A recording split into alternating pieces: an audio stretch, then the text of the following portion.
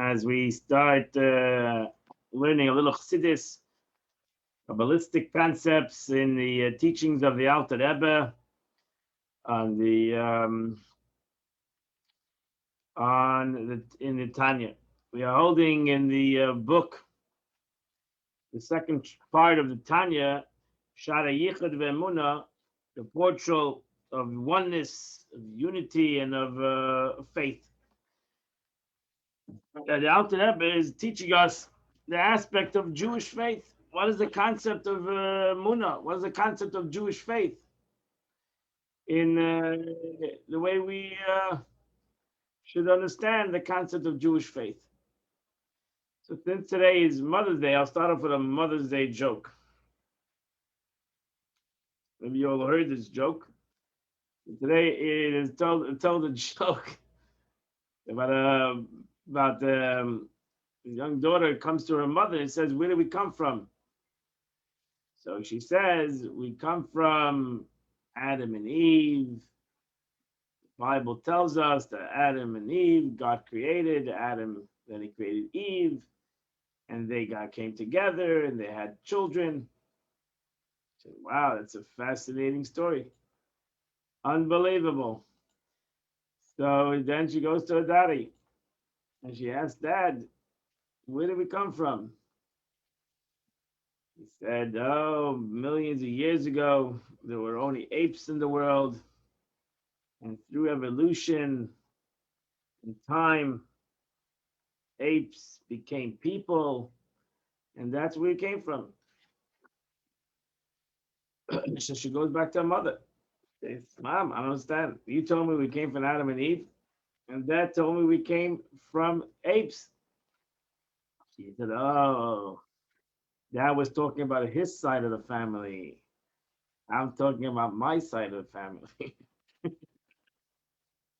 At least I see somebody laughing.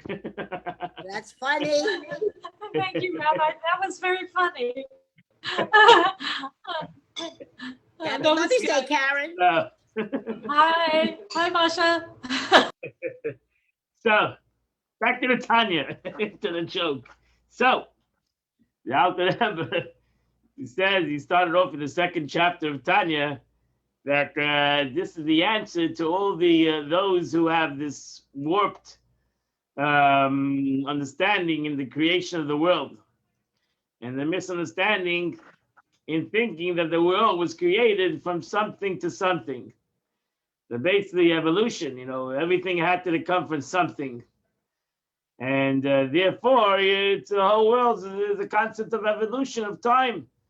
And through time, ultimately, I don't know, this dot turned into a human being in millions and millions of years. The ape turned into a human being, etc., etc. And that's what they believe. Because since the human brain can only understand something that is created, so you can't understand something before creation, you only can understand creation. And therefore, since even the greatest scientists or whatever cannot go above creation, everything needs to start off with creation. Everything needs to start off with something that is here, to be able to come to something. So that's why if they understand the world as something that comes from a created entity, then you have a question: how does the man came into existence? So that's why they had to come up with this whole analogy. The aspect of evolution, and everything comes from something else and ultimately developed over millions of years. The Torah says no. A Jew believes in the Torah. The Torah says the Eibishter created the world from nothing. It was something from nothing. Before 5,781 years ago, there was nothing. Ayin. Ayin, nothing. Nothing means nothing. There was nothing. There was no time. There was no space. There was nothing. Because even time and space is a creation. So there was nothing in the world. And that's why the creation of the world took the Eibishter through his speech. He said, "Vayem Hashem," and God said, "Let there be earth." And God said, "Let there be time." And God said, "Let there be space." And God said, Let there be animals. So it's something from nothing. That's one thing. That's one concept in the Torah. But really, the aspect of something from nothing brings about a whole different concept, brings about a whole different philosophy and understanding in Emunas Hashem. So first of all, something for nothing is already something that's above and beyond comprehension. It's like miraculous of miraculous. How do you go from nothing to something? So that's like itself is a wondrous concept, which is mind-boggling. As the Alter Rebbe says, I mean, you can't compare a miracle, because this is miracles of all miracles. To be able to go from nothing to something is a leap, because even a miracle you can translate it as we'll soon see in the words of the Alter Rebbe. But something from nothing, how do you go from nothing to something? That's a leap. That's a concept of a jump of a situation. There's no connection between the nothing and the something. There's totally no connection. It's not a chain reaction. It's not a cause and effect. It's not something that can take time. It has nothing to do with time. It has nothing to do with space, because it was nothing, and now it became a something. But the Baal Shem Tov, which the Alter Rebbe based his teaching on the teaching of the Baal Shem Tov, today in the Yom Yom, the Alter Rebbe, it says in the name of the Fidik Rebbe, the Pilis Babich Rebbe says in the name of his father, who said in the name of his father, who said in the name of the Tzemach Tzedek, the third Lubavitch Rebbe. He said he heard it from his grandfather, the Alter Rebbe, the one who wrote the Tanya. He heard that he used to call it the Magician Magid, who was a teacher. He used to call him father, and he used to call the Baal Shem Tov grandfather. They were not his biological parents, but he used to consider his teacher as his parents. And so the aspect of the spiritual connection between people, that when we meet a person, as a general, that when we meet a person, it's not just a physical reality that's happening. It's actually a spiritual reality that is happening. Two people meet each other, it's divine providence. Divine providence. Find out what divine providence is. We're here sitting together in different rooms, but we're all sitting together to learn together. Divine providence. God brought us together here for a reason. That's why it says two people meet. They shouldn't just meet for the social reasons. They should also meet for godly reasons, for a godly purpose. And therefore, two people should meet. They always should talk. They always should, in the conversation, whatever it might be, they should talk words of Torah, words of godliness, purposeful words, because it's divine providence. It's not just something that happened. It's a miraculous event. Two people meet is a miraculous event. Two people come together for different situations. You come together. It's a miraculous event. So, but it brings about the Baal Shem Tov, going back to what I said the Alter Rebbe today, the Baal Shem Tov, the Alter Rebbe is teaching of the Baal Shem Tov. The Baal Shem Tov said that the concept of Yesh Mi'ayin, the aspect of creating the world from nothing to something, is more than just that it's just a miraculous thing. It's that it happens continuously. If you understand the concept of a creator and a creation, that the creator created something from nothing. So therefore, the something will always need that nothing, so to say. The something will always need the life force that makes it a something. Because without the thing beforehand, it would be nothing. So the something needs the energy that continues to give it life. And if it's not, it will turn to nothing. Truth is, from my own body, and the truth is from the creation of the world, we can see this. Take a tomato. You take a tomato, as long as it connects to its source, to its life force, which is the what do you call it, the tree that gives its energy, take it off, it starts to disappear, starts to wither, starts to die. A human being, his life force is his neshama. The neshama leaves the body, it starts to disappear. It starts to wither, starts to lose its energy. It always needs the chayus. It always needs the life force to give it its life. Your body always needs the neshama. That's why you have to thank. That's why we thank God for our neshama every single day. We thank God for the neshama, for the soul, because if we wouldn't have a soul, then everything would be irrelevant. It would be. We would ultimately. The body would disappear. From earth you come, to earth you shall return. So what is really the body? What is really life? It's not the body. Because the body, basically, without its life force, returns to earth, to its source. It doesn't return to nothing. It returns to its source. Its source is earth, and earth you shall return. And so too, in a much bigger way, since the light, the world came into existence from God, who gave it its existence, God needs to continuously give it that existence. And if God would walk away from the world, God forbid, he would decide not to have a world, the world would disappear. The world would lose its existence. So that means that God needs to want the world continuously.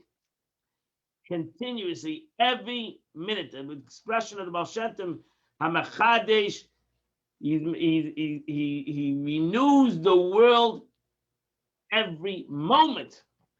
Every moment is the creation of the world. Because the world came into existence from nothing. And when you go from nothing to something, then the something needs to have that energy that made it into a something. If it was there before, it doesn't need anymore. So you take the tree, you turn it into a cup, that's it. Or you take the fruit, you take it off the tree, it's a tomato. It doesn't need the tree anymore. It's its own entity. The tree, for surely the cup, it's its own entity. Even in the aspect of childbirth, you create a child, that's its own entity. He goes on its own. That's the greatest aspect of creation, the creation of another human being. You create another human being. That human being has its own entity, goes on its own. So here the Alter Rebbe explains the Emunah in what a Jew needs to have, Emunas Hashem. What is the meaning by Yiddishkeit, Emunas Hashem? The aspect of belief in God. So let's go to the Tanya. Let's learn the Tanya. And let's learn the Tanya inside, which we're holding now in this Shari Michud Be'emunah. And we're holding chapter 2 of the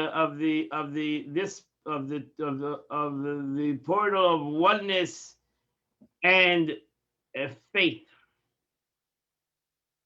So after the Rebbe says again, the difference, they're comparing something that comes from something to something that comes from nothing. And the Alter Rebbe says, Vupela, Godel, creation of the world is a much greater wonder than the example of the splitting of the sea. And the Gemara when the Talmud wants to talk about miracles, the sages always pick the splitting of the sea. Wow, a miracle beyond miracles, like the splitting of the sea. The Gemara says, the bringing two souls together, God creating marriages in this world, is like the splitting of the sea. The concept of parnasa in this world is like the splitting. It's like a miracle. Whenever we want to compare it to a miracle, we always go to the splitting of the sea. So what was the splitting of the sea? What was the miracle of the splitting of the sea? But so the Torah tells you, it's not a secret. The Torah tells you that God drove back the sea by a strong east wind all the night. God created, well, he created, wind is God's creation. He blew a wind at him, actually, because it must have been in the middle of the sea, because actually created a tunnel, according to Jewish tradition. He created this tunnel. He blew this wind in the middle of the sea and parted the water in the midst of the water. So it must have been a powerful wind, a very strong hurricane. And the water split. And you know what happened? We say it in our Oz Yosher every day. In the song Oz Yosher every morning when we daven. That's one of the reasons why we say Oz Yosher every day. It's part of our Psukkah de Zimra. We say Oz Yosher by Yosha because it's a miracle. Belief in miracles. Right? A Jew has to believe in miracles. Miracle. God did a miracle. He split the Jewish people were between a rock and a hard place. They were standing at the edge of the sea, and God did a miracle. Split the water. And he made the water stand like a wall. So this right away denies low tide. Right? Some people say, oh, it's low tide. No, because low tide, you don't need a wall. So there was a wall, and according to tradition, actually it was like a tunnel. They went through like the Lincoln Tunnel, the Holland Tunnel. So it was not only a wall, it was on top of them too. So they walked in the midst of the water. That's why it says they walked in the midst of the water. They were surrounded by water. This blood must have been not only a miracle that the wind, but they wouldn't blow them. So why did the people stop flying with this wind? The wind held up the water. If God would stop that wind for 1 second, that's what happened. The second the Jews went through, the Egyptians came in. That's all God needed to do. Stop the wind. The wind stopped. Nothing. The wind stopped. The water went back to its natural thing. Water naturally flows. Doesn't stand still. The difference between water and a wall is a wall stands still, thank God. And the water flows. Water actually will never always go to the lowest denominator. That's why Torah is compared to water. Ma'mayim. Just like water comes from a high place and it goes to the lowest place, so to the Torah has the capability to coming from the most highest place and goes to the most lowest place. Because that's the nature of water. That's the way God made its nature. The truth is that God made nature, the water to flow, and for a wall to stand, that's also a miraculous thing. That also God created, that water flows and a wall stands. That's the way God created. That's its own nature is a miracle. So God made water to flow because that is what God wanted. And now there's a situation God wants that the water should stand. He wants the water to stand. So what did he do? He didn't make the water stand, that the water should suddenly become a wall. He made a wind. He took a ruach kodim, brought a east wind, and he blew it against the water, in the middle of the water, and the water stood. Now, it must have been, again, if you have a water, it must have been a water that was a wind that was in between the waters holding two sides. So this is wind interesting because the wind either go one way and not the other way. This is a wind that went both ways, held up the nature of the water to flow from both sides. The second, God wanted to bring the water back to its nature of not standing still. He just took away the wind. And undoubtedly it would not have stood upright like a wall. Even though this nature of water to flow downward is also a creation of God. So the Alter Rebbe, the Rebbe points out, the Lubavitch Rebbe points out, our Rebbe points out that the Alter Rebbe means to say, not only is water itself a creation of Exonil, the water itself is God's creation, but the nature of water to flow downward is also a created concept. So God created water, and He created water to flow. Two miracles within the concept of water: that there's water, and that the nature of water flows. When the Almighty caused a wind that the water to stand like a wall, nothing was newly created. Nothing was created except this is. The Abish didn't change the nature of water to stand. No, the Abish, God brought a wind. God brought a wind. Why didn't God change the water?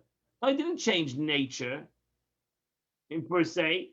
He just brought about another natural thing against this natural thing, and together they created a wall. And this is the miracle of all miracles. And it's a lesson in itself. Because I mean, Alter Rebbe doesn't bring over here, doesn't talk about the concept of miracles. Alter Rebbe wants you to understand that the miracle creation is even greater than the crossing of the sea. That's what the Alter Rebbe wants to bring out. But in general, we think miracles are something like the creation of the world. Actually, miracles are something that happen every single moment. That's why we give the analogy of the crossing of the sea, because miracles are something that an Eibishter does every single moment. Water flows. The Eibishter brings a wind and he brings this wind and the water together, and he creates a miracle that water was standing. But really, both of these entities were there before. There was not something that was not here before. When you're looking for a miracle for something that was not here before, that's a supernatural miracle. And that's really the creation of the world. But we don't need to look for that miracle. That's why, in essence, when we say every morning the miracle of the soul coming into the body, which is a miraculous thing, truly a miraculous thing, because you have two different opposites, the soul and the body. I heard a great analogy. Maybe you've heard it from me before, that Cain killed Hevel. Cain killed Hevel. Interesting, these two names, the first two children of man, Cain and Hevel. What is Cain and what is Hevel? Why were they given these names? So Cain comes from the word kinyan, to acquire. Hevel comes from the word of breath. Hevel comes from the breath. It's one of the explanations of King Solomon. He said, Akol Hevel Havolim. Most of us translated to mean it's all vanity. Everything's all vanity of vanity. But really, you can translate it that King Solomon said it's all but a breath. Life is all but a breath. You're taking life as all these physical things. Life is a breath. If you can breathe, you're alive. And if you cannot breathe, you're not alive. The soul was given by God's breath. Right? We learned in Tanya. The soul was given to us by the breath of God. Life is really the breath of HaKadosh Baruch Hu. It's the soul. But we take life as a kinyan, kayan. Kayan is to acquire things. We think life is about what we acquire, the physical things that we acquire, the portfolio that we're going to have. That's what life is. What happens? That's the first story in creation. Cain kills Hevel.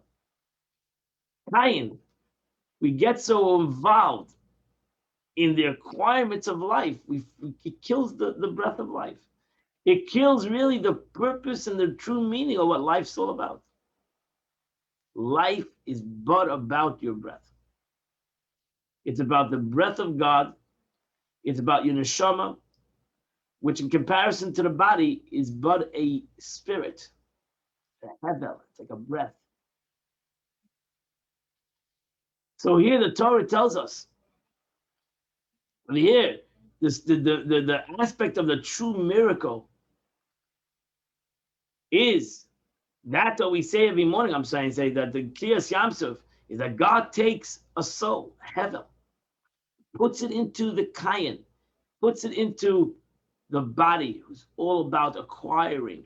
What is he going to acquire today? What am I going to acquire today? How much food am I going to acquire today? How much pleasure am I going to acquire today? Is it going to be a successful day in my acquirement? How much am I going to hoard today?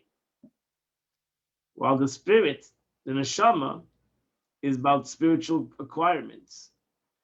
It's about much more of a deeper acquirement. It's much more of a purposeful acquirement. It has nothing to do with even time and space so much. It has to do with spirituality that goes through time and space, that is acquired through time and space, but really it's the acquirement of godliness that the neshama wants to acquire. And that's why by the neshama, one mitzvah is a great accomplishment. One not doing something bad is an unbelievable accomplishment. It's not it's the small things that are important to him, because it's the heaven, it's about the spirit. It cannot be evaluated. You can't put it on a weight. Well, when you acquire, your body acquires. You could acquire. You put it on a weight. How many calories are you going to eat today? How much fat are you going to eat today? How much money are you going to make today? How much stuff are you going to buy today, etc., etc. It's all about kinyan, kayin. The more we get involved in A, we lose the second one. We lose the hevel. We lose the. But the truth is, I'm going back to what I want to say before. The concept of that bringing together the soul and the body is a miracle. The miracle of God. It's like the crossing of the sea. Not that the soul was there before and the body was there before. But to bring it together is a miraculous situation. To bring together the wind and the water to create the crossing of the sea is a miraculous situation, is an unbelievable situation. But still, you brought two entities that were there before. You didn't bring something from nowhere. There was the water before, that its nature is to flow, and there's the wind that its nature is to blow. Bring them together in a certain kind of, I don't know, way, and God creates that miracle. Nevertheless, since the ability of the water to stand rock-like is something novel, force that is responsible for this novelty, even though its novelty involves no more than a progression from one yesh to another yesh, one physical thing to another thing, must constantly cause it to come about. The moment it ceases to do so, the novel event goes away. So the second the Abish to stop the wind from blowing, the water went back to its natural. The novel event went away. The miracle did not continue. Kriyas Yamsuf ended. And that's why most miracles in life, it's a miracle, and then life goes on. It's not a continuous miracle. Why is the miracle not continuous? Because it's two entities, two things that were there before, come together and the miracle is there. The novelty is there. The second God takes away the wind, the novelty disappears. If you understand what Dr. Rebbe is trying to impress upon us, that you understand that the novelty of creation is totally different. It's not two things that were there before and they came together for a moment. It's something for nothing, and therefore the novelty needs to continuously happen. It has to continuously happen, creation. The stone wall stands erect by itself without the assistance of the wind. Nature of water is not so. Let's read the explanation. Since water is by nature does not stand upright but flows downward, an additional degree of creation, examila, is called for it is for is called for if it is to do otherwise. Above demonstration, the divine force that clothes itself in the wind did not have to create miyesh mi'ayin, a newly existent being within creation. It merely had to change one yesh to another yesh, one form of existence to another. The natural property of fluidity to the natural property of standing erect. Nevertheless, even in such a situation, since a relative degree of change is involved, that you made the water stand, it's necessary for the power causing the change to affect the change unremittingly.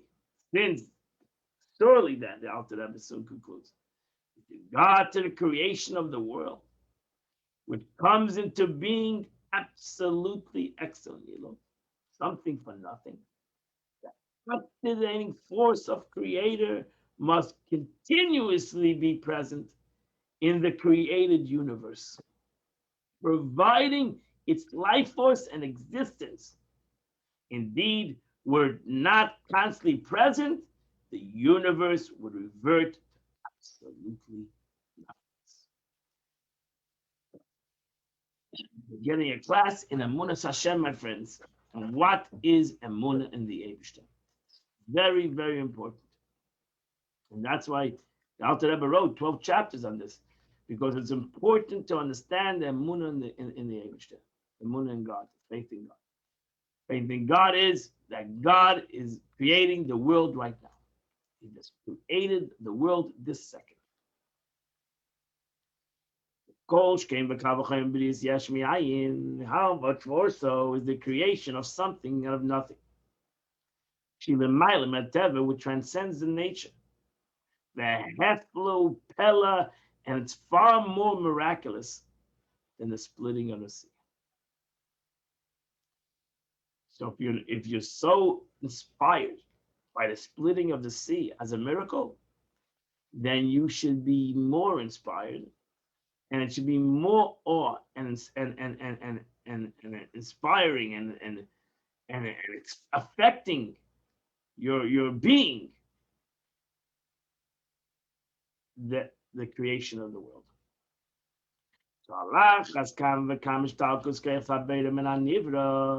But surely with the withdrawal of the power of the creator from being created, God forbid, the created being would revert to naught and utter non-existence. So with the crossing of the sea, when God stopped the wind, the water went back to its nature.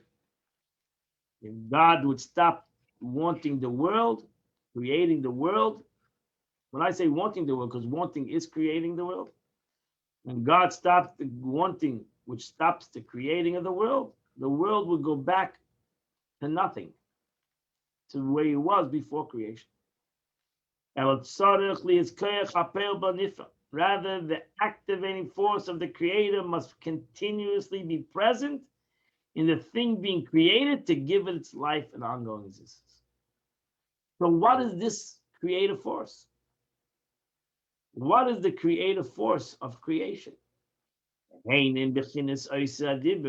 activating force of as above, such as the above, are the self same letters of speech, that the 10 utterances which are all beings were created. Sara my mother is nivra.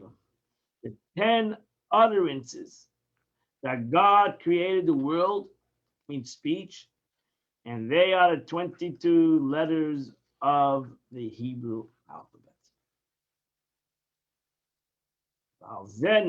This is what says in the prophets.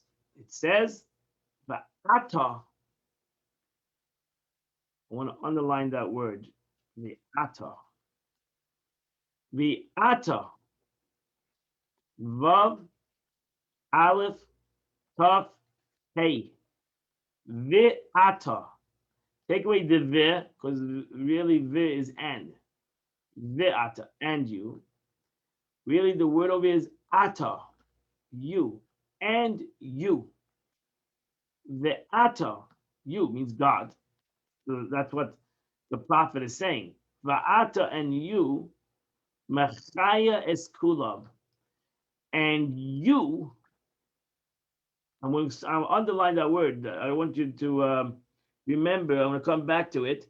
Ve'ata, and you, Aleph Taf Hey, which the Alter Rebbe is soon going to explain why the prophet used this word, Va'ata, and you, which is God, Mechayes Kulam, you give life force to them all. Al Tikra Mechaya, the Gemara says, don't read gives life, Ela Mahave, but brings into existence from nothing. Al Tikra Mechaya, Ela Mahave. It's written in Reishis Chochmah, it's Kabbalah, it's a Kabbalistic class, right? As well as the Shalah. And although the verse uses the phrase gives life, this does not mean that God only provides created being with life in the way that the soul animates an already existing body. Rather, the verse implies that the provision of life also serves to create them and to be responsible for their continued existence. Al tikra machaya. Don't just say that it gives life. Like example of a body, the soul gives the body life. But the body has its own existence. But the soul gives the body life. No, the soul brings it into life. The soul doesn't work that day. Machaya, as he says, brings into. No, machaya means gives life. Machaya gives life. That's the word over here, machaya. It's also a Yiddish expression, you're a machaya. But machaya is a Hebrew word, mechaya, to give life. Ata machaya is cool. That's a simple meaning of the verse. And you give life. Are what related? I don't understand your question. Are what related? Is the Yiddish word related to the word? Oh yeah, most probably, yeah. It's a machaya. That means it's a machaya. It's life. It's life. Life enjoyment. Okay. When a person's thirsty, he takes a drink. Machaya. Okay. It's an expression. Or you come. We walked an hour to shul, and you walk into machaya. The air conditioning in the summer in Florida. Right. It's a machaya. It's an expression, but it's the same concept. Oh, you gave me life. It's life. It's life giving. It's like I've been. Yes, it is. It is the same words. So ata mechaya, but the verse says va'ata mechaya eskulam, which means you give life. Kabbalah says ata mahave. It just changes the word from mechaya to mahave. He says the word mechaya does because give life is that you're giving something to something else. That's like the miracle of the crossing of the sea. But mahava is that you create life. You actually mahava, you give it existence. Not you give it life, you give it existence.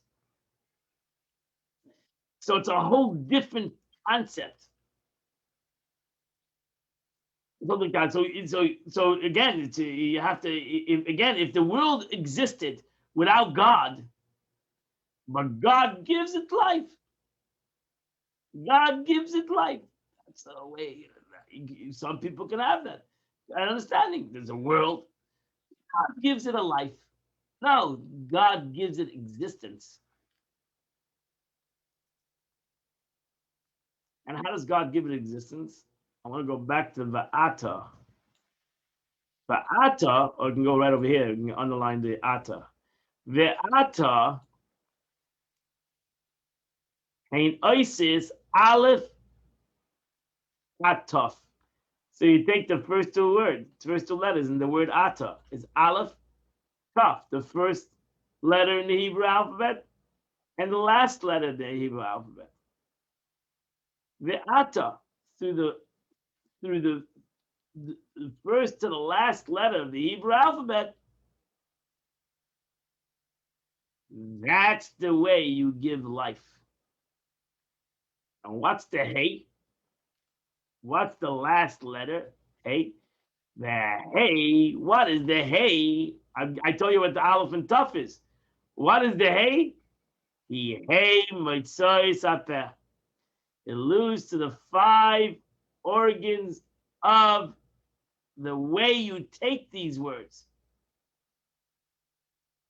The larynx, the bladder, the tongue, teeth, the lips. Without those 5 powers of the mouth, you wouldn't be able to say these words. Makar Isis, which is the source of the letters.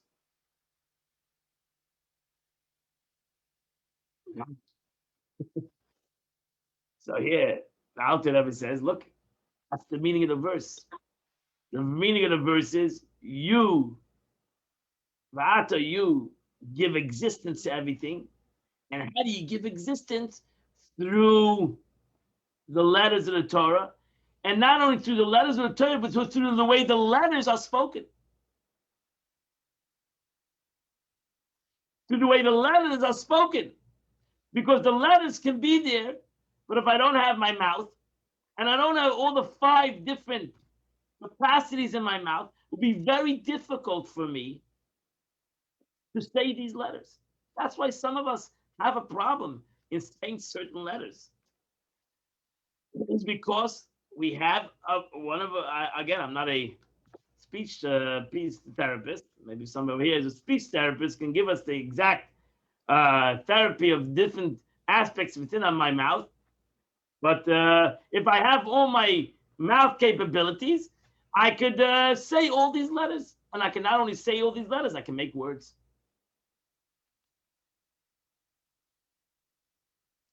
Now, I said all this concerning God.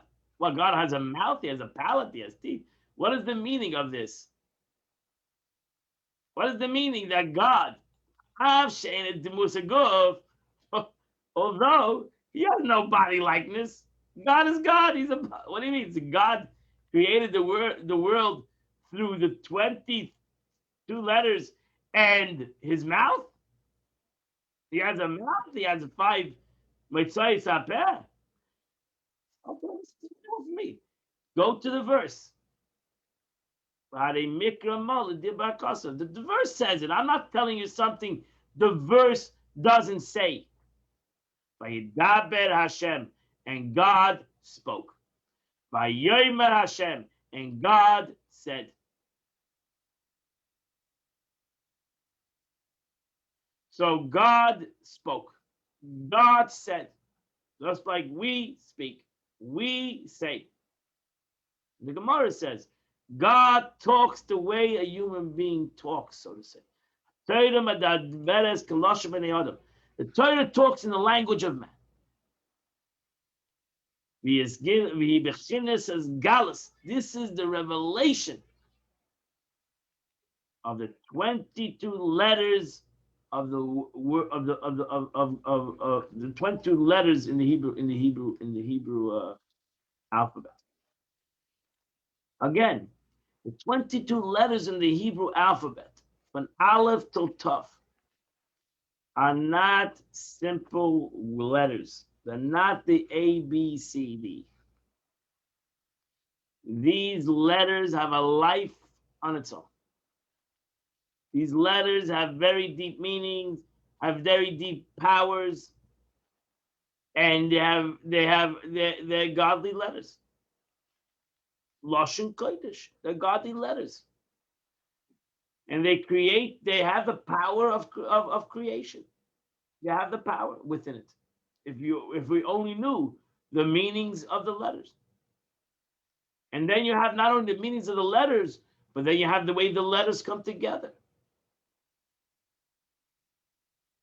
That's why in halacha you have to understand in halacha when it says you're not allowed to write two letters on Shabbos,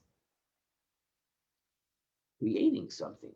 When you write two letters, you're creating the aspect of creation, bringing two letters together, forming a word. Is an halacha a concept of creation, and therefore it's prohibited on Shabbos.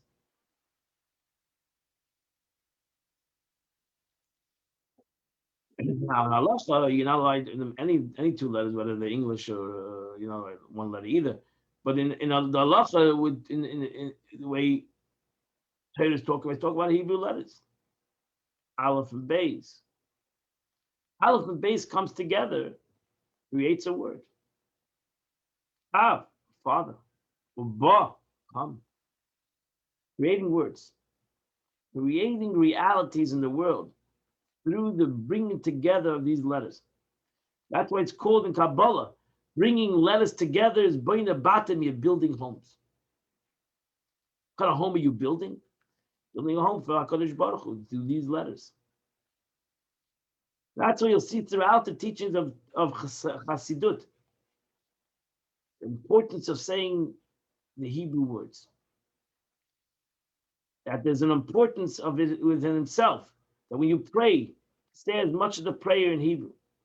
Surely when you open up a Chumash, to say the words of the Chumash in the way it's written in Lashon Kodesh, the Holy Tongue. Because by saying those words, you're creating something in the world. You're bringing about some aspect of a spiritual reality in the existence of the world. And that's one of the reasons why Alter Rebbe says over here, he continues and he says that's why the sages, I mean the prophets, especially the prophets, spoke only in Hebrew. That's why they came up with Aramaic, even though it's also written in the same letters as the Hebrew language, but it was a total different language because they wanted to only use the Hebrew for Torah and use Aramaic and then like Yiddish for other things. But ultimately, they said the whole Gemara in Aramaic, and we talk. The Lubavitch Rebbe said that Abbeim would all the Rebbes would always say the teachings in Yiddish. They wanted to elevate even that language to bring godliness into the dialect of Yiddish or the Gemara, the dialect of Aramaic. So, but the Nevi'im, the Alter Rebbe says, Nevi'im, to the prophets. Prophets was all in Hebrew, in Lashon Kodesh.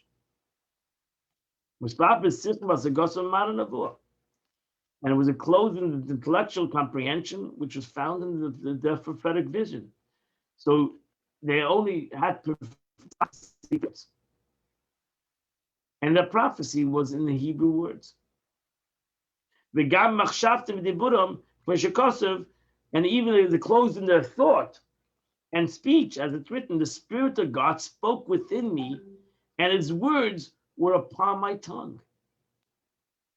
So they understood the prophecy. They prophesied it in the words of Lashon Kodesh, in the Hebrew alphabet. They prophesied in their mind in that way. They ultimately said it that way. And that's why it says that Mashiach comes. Ultimately, Safa Achas, the world will come back to this Lashon Kodesh. The whole world, as it was. It says before the dispersion, before the dispersion, which would happen in the time of Abraham, the whole world spoke in Hebrew. That was the language that the world was created in. That was the language that the world spoke. And then God, Bilbo, he diffused the world, created different languages. People spoke different languages. But until that period of time, they all spoke Hebrew. That's brought down in Rashi. As the Arizal explains, that clearly there exist letters and speech above which are capable of being garbed in the thoughts and speech of the prophets. So there's spiritual speech, just like there's physical speech, there's spiritual speech. That's why it's sometimes hard to understand the prophet, because he spoke a language, the Hebrew language, but he spoke things that nobody can comprehend. That's why it's very hard to understand the Tillim, the Psalms. I mean, my wife giving classes on the Psalms, it's very difficult concepts there. Almost sounds like poetic, or let's say the David HaMelech bringing things together, mixing things with the prophets. Go understand some of the prophets teaching it. It's very difficult expression. Shlomo HaMelech, Ecclesiastes, Shir Hashirim.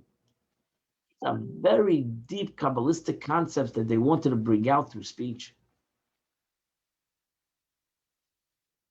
Because it was spiritual concepts that were brought out through speech. It was very deep spiritual concepts that were brought out through speech. That's why he just said the whole Tillim this past Shabbos morning, Shabbos Mevorchim. We say the whole Tillim. At the end of every book, we say a prayer that when we say Tillim, it should be as if David HaMelech said the Tillim, and all the great Kabbalistic spiritual concepts that he had in mind when he said the Tillim. So I'm saying the Tillim here. I really don't understand. I mean, I understand a lot of the meaning, the basic meaning of the words, but I don't understand its spiritual concepts. I really don't. So I'm saying the Tillim, 150 chapters. It's taking me an hour and a half to say this whole book. And meanwhile, I really don't have no deeper meaning, understanding in it. So therefore, I say Yehiratzin, I say a prayer. I say, please God, take my letters that I'm saying, take my words that I'm saying, have it come to you, before you, as if King Solomon and King David has said it. And when King David, who was a prophet, understood the meaning of these words, understood the makeup of bringing these letters together, and saying each and every letter and each and every, what was the spiritual meaning, the way it was in his thought, the way the Oisius was above. That's what it should be as. That's the power of saying Tillim, saying Psalms.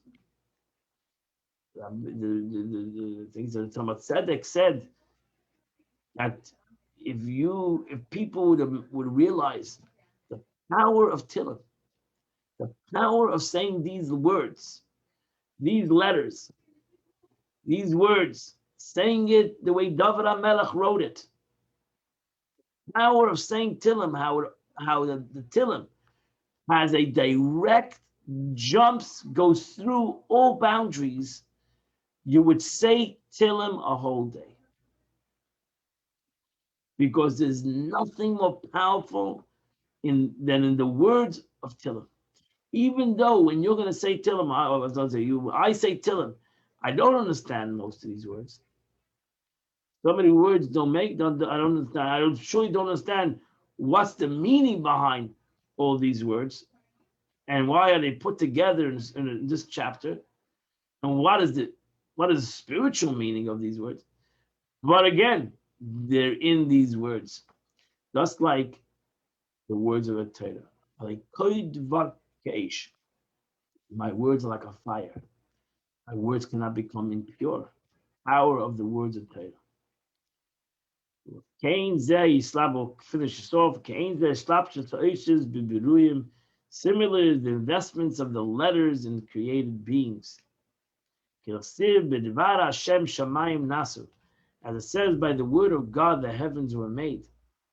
U'beruach tzpit kol tzavasav. And by the breath of his mouth, all its hosts. Let's end this chapter. I see it's coming to the end of the chapter. Self-understood that these words that have within it such highly godly, most powerful thing within it, that's coming through numerous of power of the sense.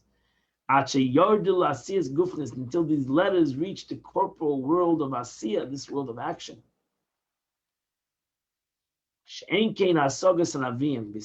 The opposite was the apprehension of the prophet David HaMelech when he wrote to Tehillim. His mind was in the world of Atzilus. Which became enclosed in the world of Bria, which is the world of angels, the world of souls, of all tzaddikim. And they brought about, they saw these words. David HaMelech saw the words of Tehillim the way they were in the world of emanation, and ultimately in the world of creation. And he ultimately said it and wrote to Tehillim in the world of action that we are in here today.